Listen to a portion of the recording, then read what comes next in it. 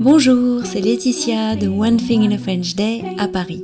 J'espère que vous allez bien et que vous êtes de bonne humeur. Cet épisode, le numéro 2535, s'intitule « Souvenirs de Montmartre ». C'est l'épisode qui a été diffusé en live ce mardi. Malheureusement, l'enregistrement n'a pas fonctionné comme il fallait.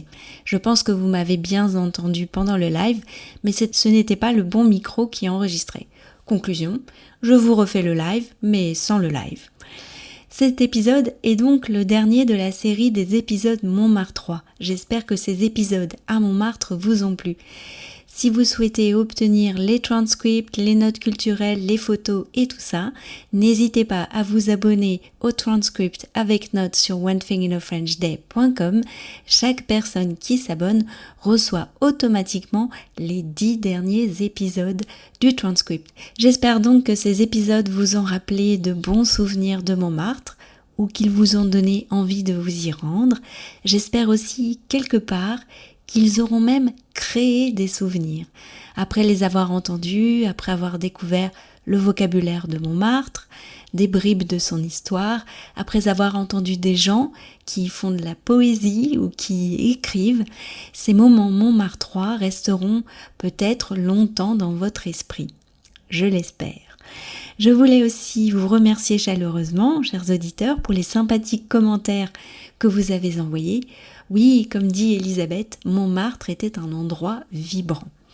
Je voulais remercier aussi toutes les personnes qui ont participé à ces épisodes, Michaela notamment, Anne-Laure qui m'a accompagnée à Montmartre, qui m'a fait découvrir le musée de Montmartre et l'inattendu atelier de Suzanne Valadon.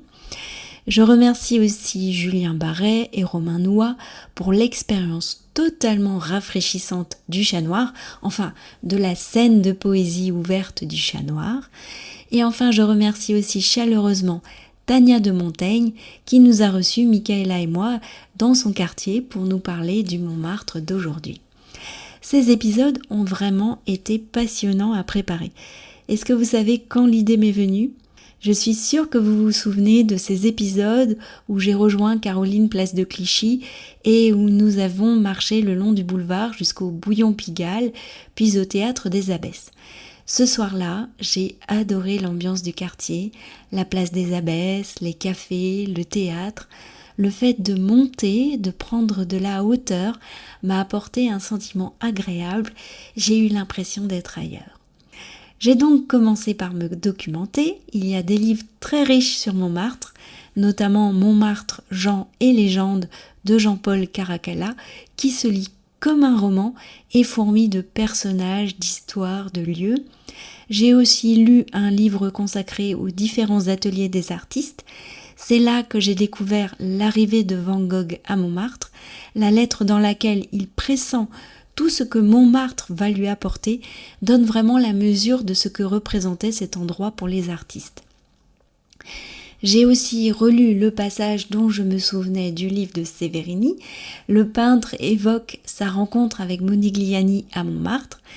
De dos, il sait déjà que c'est un Italien à cause de la manière dont il porte son chapeau. En fait, ce quartier est d'une richesse presque inépuisable et je pense qu'on pourrait y consacrer une année entière d'épisodes.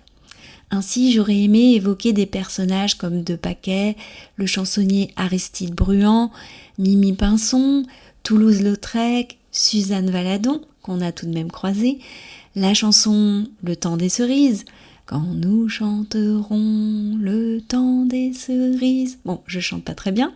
Cette chanson qui a été composée en 1866 est fortement associée à la commune, car celui qui l'a écrite était un communard qui a notamment combattu pendant la terrible semaine sanglante. Nous en avons parlé de cette semaine lors de l'épisode sur le Sacré-Cœur. J'aurais aimé aussi vous parler de l'absinthe, cette boisson qui rendait fou, ou du cirque Medrano, du théâtre d'ombre du Chat Noir, ou encore du Moulin Rouge.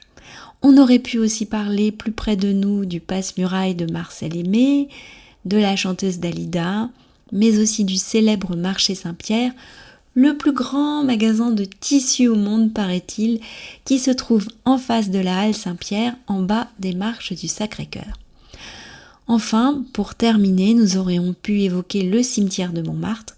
Et si je vous dis qu'une femme dont nous avons parlé récemment sur les ondes du podcast est justement enterrée là-bas, son nom est même cité dans le livre de Jean-Paul Caracalla, car un peintre des paysages anciens de Montmartre était amoureux d'elle. Vous voyez ? Oui, il s'agit de Marceline Desbordes-Valmore qui est enterrée au cimetière de Montmartre.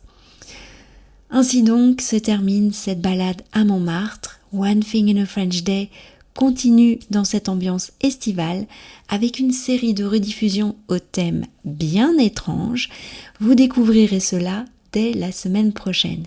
Si ces épisodes vous plaisent, si le podcast vous plaît, n'hésitez pas à le faire savoir en laissant un avis sur Apple Podcast ou un commentaire sur Spotify, sur YouTube ou sur votre application de podcast. Bien sûr que je réponds aux commentaires et je serai ravie de les lire.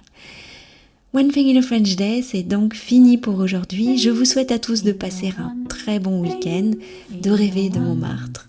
Et je vous dis à très bientôt sur les ondes du podcast. Au revoir.